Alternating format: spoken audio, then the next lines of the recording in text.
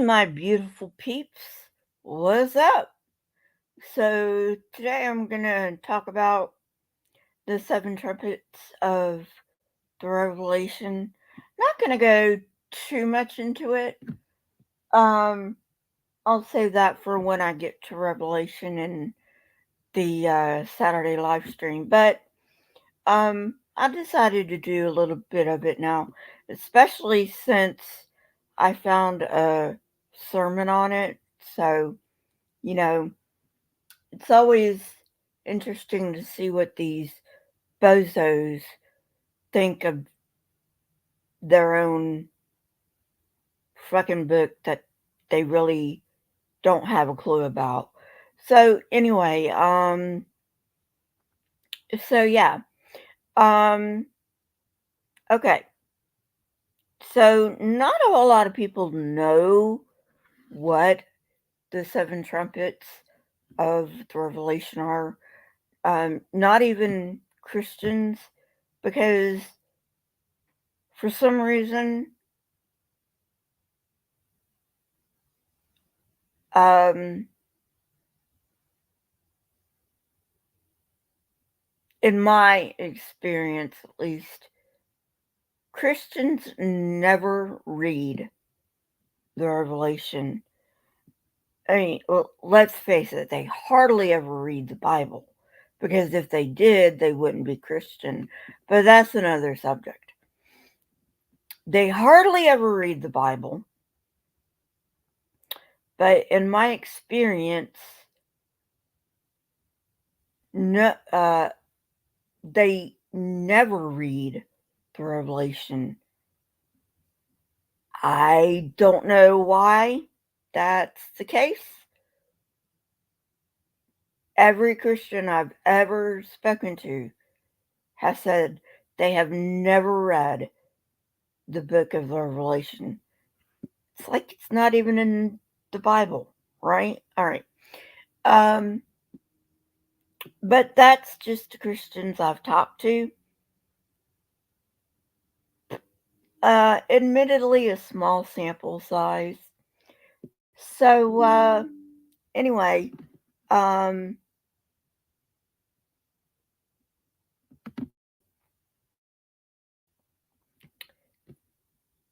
so,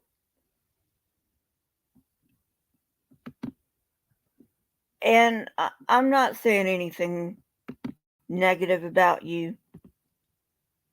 Um, if you've never read the Revelation, it's hard to get through. I will say that it's very hard to get through.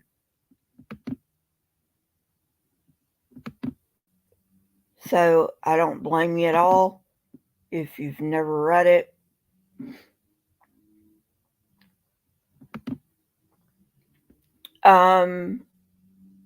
Couple of things.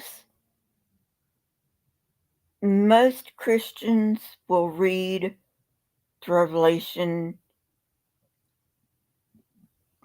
as if it's literal instead of literary. And what do I mean by that? Well, the Revelation, as it turns out, is a form of apocryphal literature. Now, I'm going to get into this in much more detail when we get to the Revelation in Saturday live stream, which is a long time down the road. But um,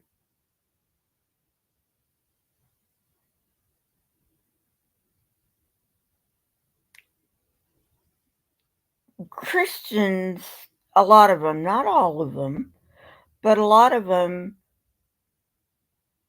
tend to think it's a picture of what's going to happen at the end of days. That is not what the Revelation is. Okay. So, a quick rundown of what was happening when the Revelation was written. Um,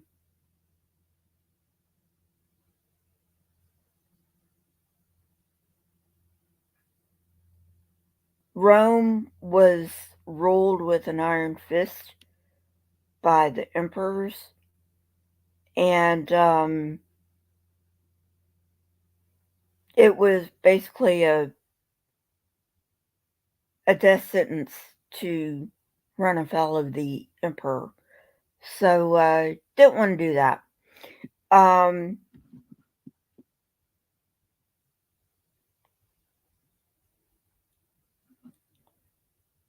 but the Jews had a lot to say about the Roman emperors, and none of it was good. Well, when they wrote letters, as the Revelation is, um, they would have to come up with a code to badmouth the Roman emperors and get away with it. And so that's what the Revelation is. It's a code that was meant to badmouth the Roman emperors, and 666 is not the devil, people. I know I've said this before. I'll say it again because people just don't get it. 666 is not the devil. 666 is Nero. Um, in the Jewish tradition, there's something called numerology. Um, Sometimes nowadays it's called gematria. You'll hear some people talk about it. Gene Kim loves to talk about gematria. Um, but it's the same thing. Numerology and gematria are the same thing. So anyway,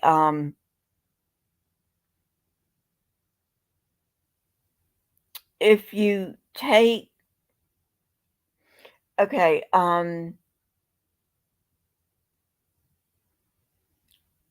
in Hebrew and the numerology and gematria, um, this is what you have to understand. You have to take Nero's name and translate it into Hebrew, and I don't know what the Hebrew for Nero was. Okay, but you have to translate it to Hebrew to get to 666. Okay, so brief primer on numerology. Basically, each letter has a number assigned to it. Aleph, the first letter of the alphabet, is 1, and then the second letter is 2, third letter is 3, so on and so forth.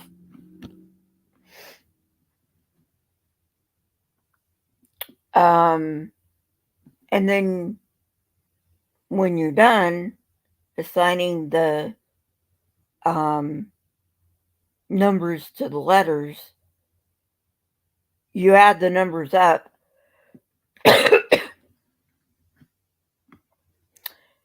to come up with the number of the name. Okay. Now, what really irks me about the Christians saying that the devil is the beast is that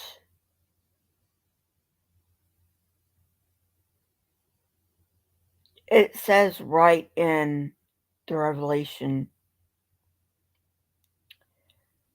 that the number of the beast is 666, and it is the number of a man. Now, obviously, I don't believe in the devil, but the devil is a supernatural being, not a man. So it obliterate right there in the Revelation, obliterates any hope that the Christians have of saying that the devil is 666. I'm telling you, they don't read their fucking book. And it's okay with the pastors that they don't read their fucking book. Because I guarantee you that if they read that book, they would not go to church anymore. I guarantee you that. A lot of them would flee. They have no fucking clue what is in that book. All right. So, now that we've got that over with, I was going to look at something, a a sermon about the seven trumpets, but I think what I'm going to do, because I've already gotten like 13 minutes just trying to get out of the way of, explaining this and that and the other. I think what I'm gonna do in this one is I'm just going to um read Revelation 8, and I've got it on the screen, so I'm not making anything up.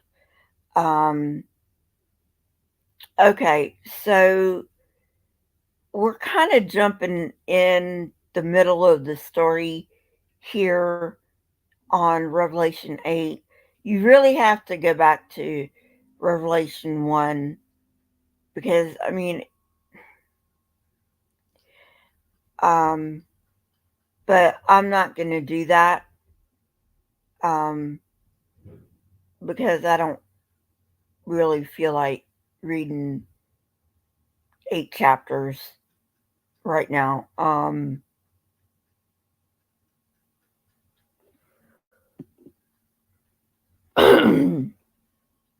But basically, for just to give you a rundown of the first 7 chapters of Revelation, um, John is in a vision, and um, an angel comes to him, and the angel says, "Okay, I'm gonna show you what's gonna happen." And so he takes John in the vision. The angel takes John in the vision and shows John what must shortly come to pass. Shortly. 2,000 years and still going, people, is not shortly. Anyway, um, moving on. Um, so John gets caught up in this vision, and he sees a book in heaven, I believe. It's been a while since I've read the Revelation.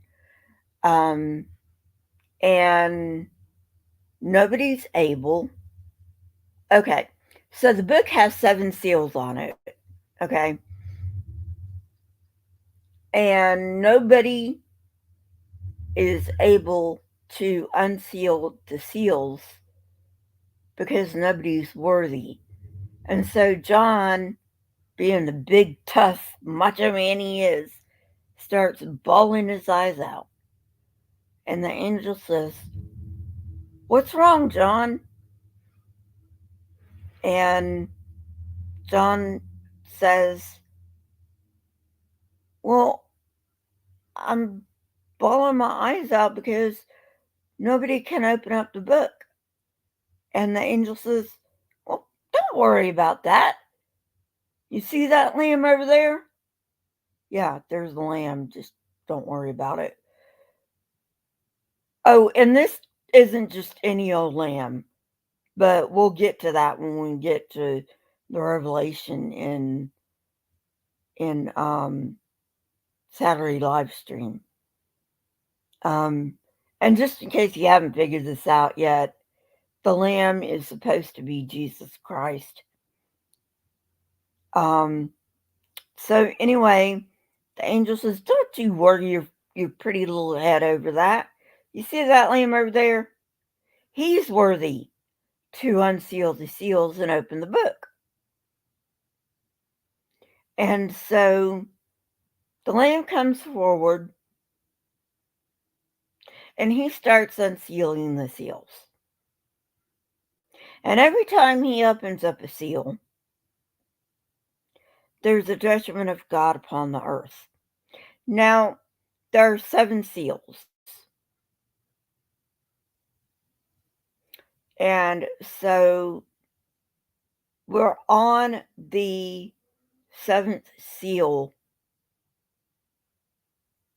when the seven trumpets come into play. So that's where we are in chapter 8. Brief rundown. Left out a whole lot of shit, but again, we'll get to that. All right.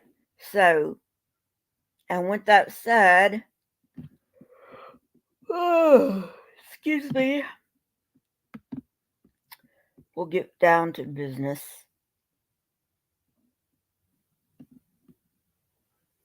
Revelation 8. When he, the Lamb, opened the seventh seal, there was silence in heaven for about half an hour. And I saw these seven angels who stand before God, and seven trumpets were given to them. Another angel, who had a golden censer, came and stood at the altar. He was given much incense to offer with the prayers of all of God's people on the golden altar in front of the throne. Yeah, there's an altar in front of the throne. Don't worry about it.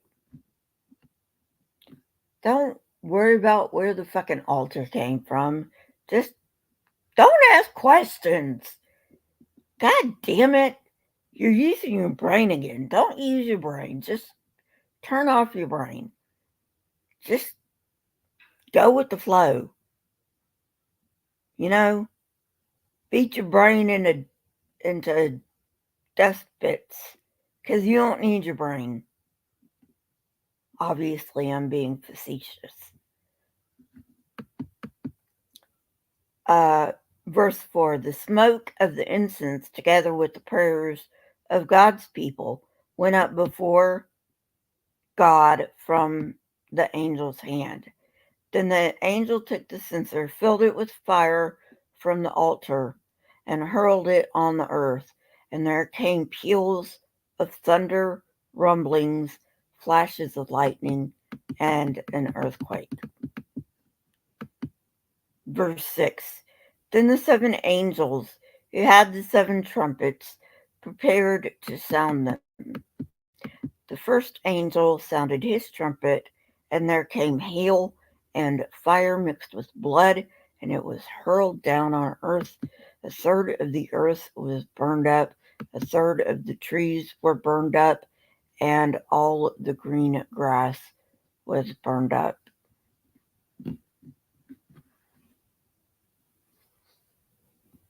Okay.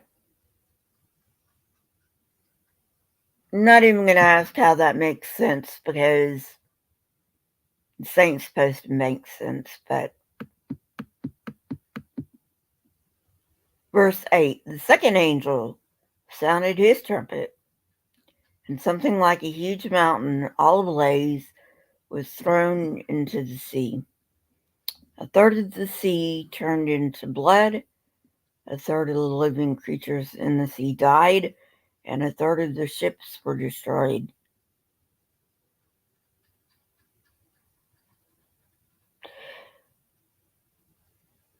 Okay, if a third of the sea was turned into blood,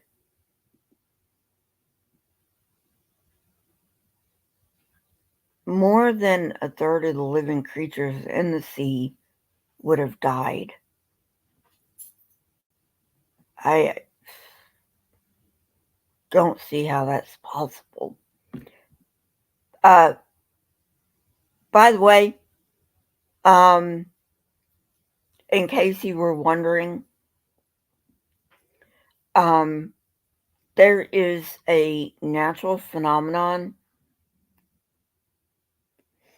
I think it's called red tide.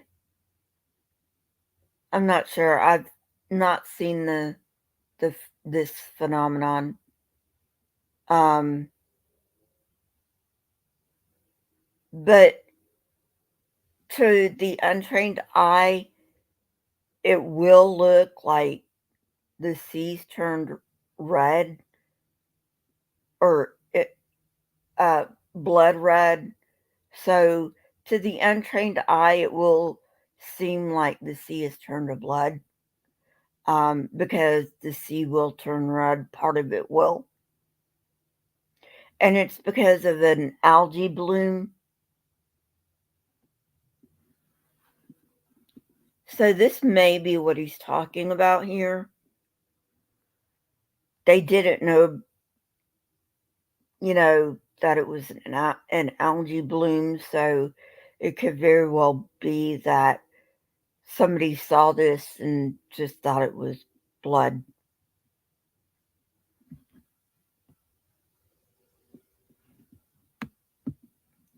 And a third of the ships were destroyed.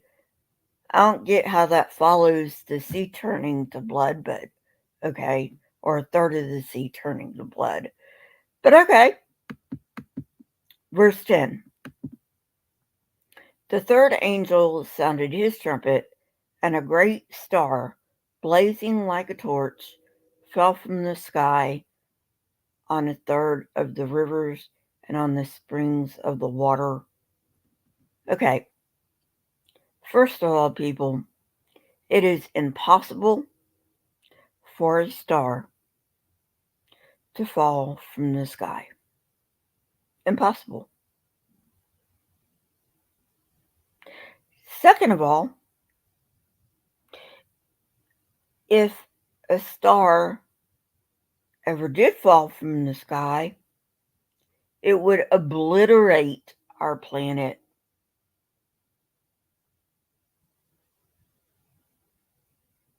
Not just fall on a third of the rivers.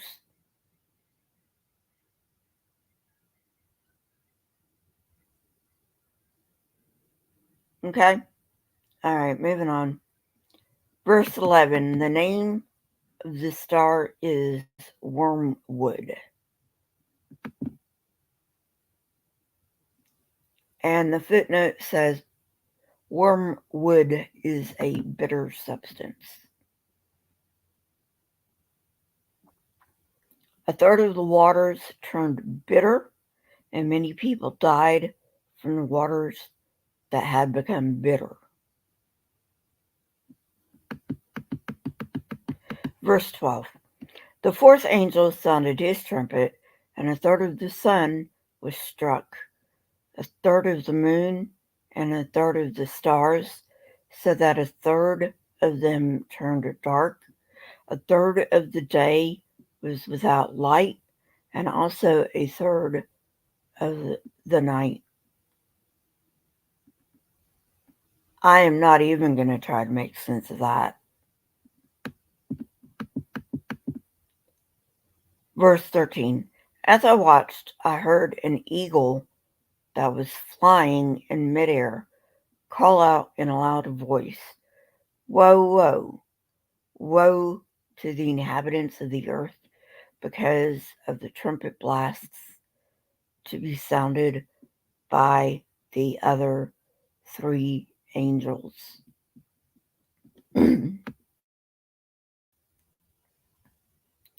And let me get up here and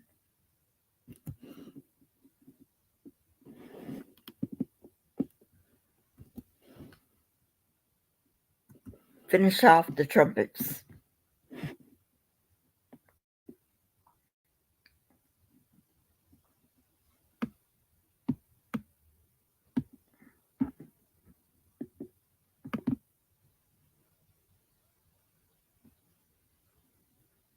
Alrighty. Alright, chapter 9.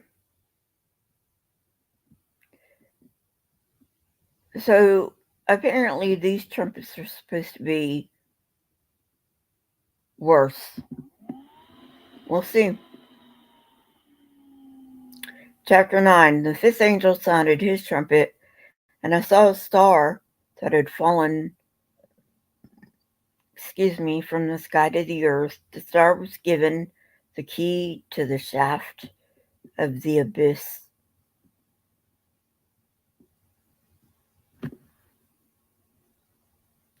Okay, so it seems like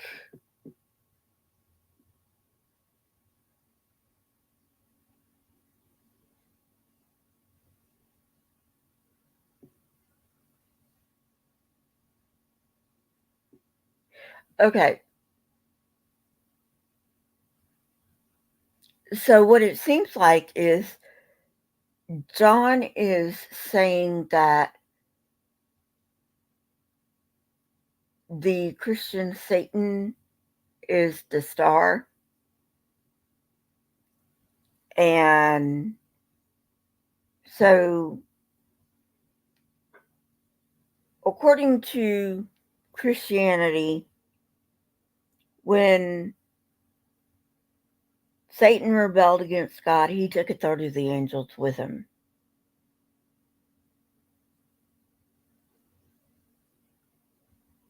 And so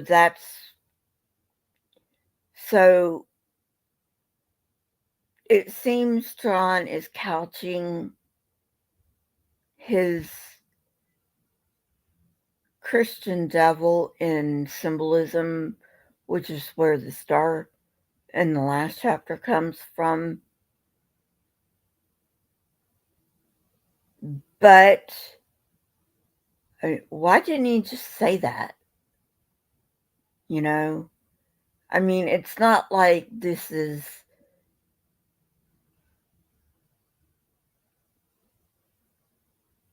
flipping the finger at the Roman emperor, you know? All right, moving on. The star was given the key to the shaft of the abyss, or what Christians call hell. When he opened the abyss, smoke arose from it like the smoke from a gigantic furnace. The sun and the sky were darkened by the smoke from the abyss. And out of the smoke, locusts came down on the earth and were given power like that of scorpions of the earth. No idea.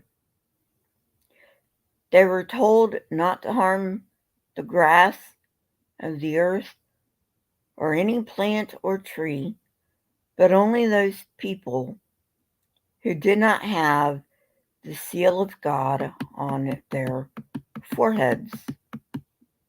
They were not allowed to kill them, but only to torture them for 5 months, and the agony they suffered was like that of the sting of the scorpion when it strikes. During those days, people will seek death but will not find it. They will long to die, but death will elude them.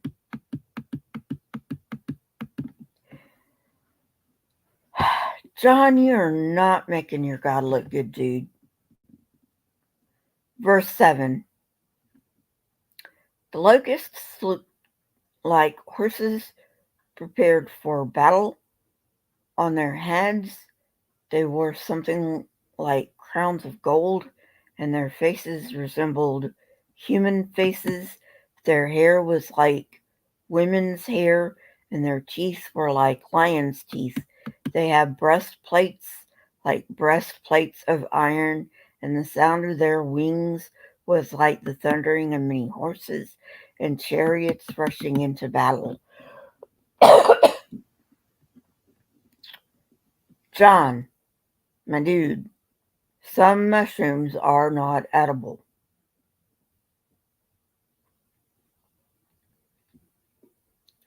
They had tails with stingers like scorpions, and in their tails they had power to torment people for 5 months.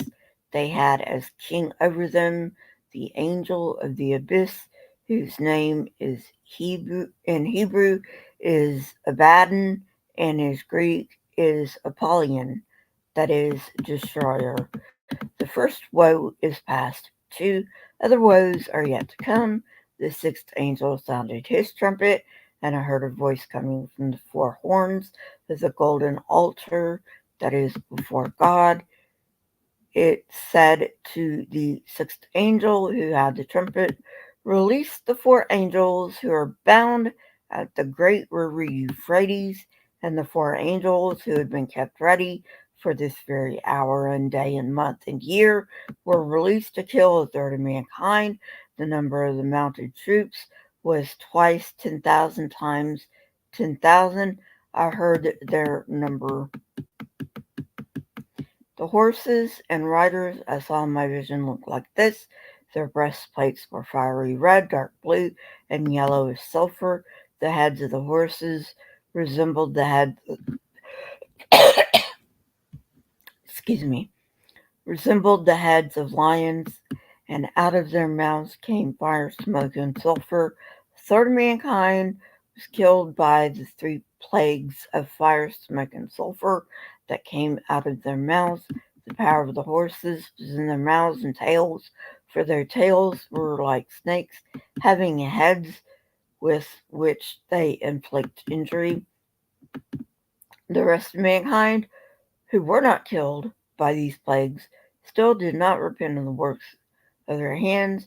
They did not stop worshipping demons and idols of gold, silver, bronze, stone, and wood, idols that cannot see or hear or walk, nor did they repent of their murders, their magic arts, their sexual immorality, or their thefts.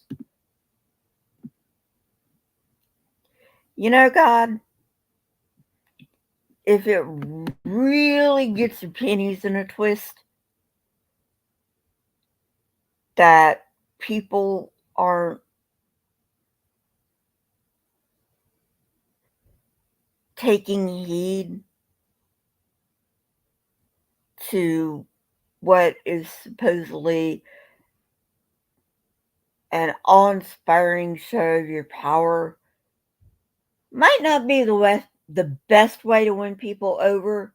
You know, the best way I would submit to win people over is to, you know, show up, to show you're real, you know, and say, hey, what's up? What you doing? I'm God.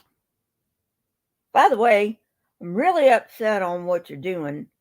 So, how about we strike a deal, huh? That would be a better way.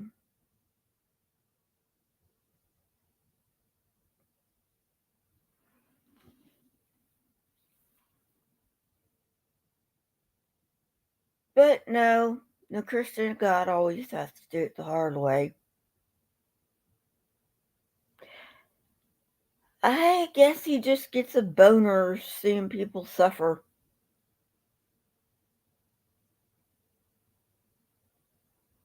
And Christians, I'm talking about him like he's real because for the sake our of my discussion, it's only going to work if I grant the premise that he's real.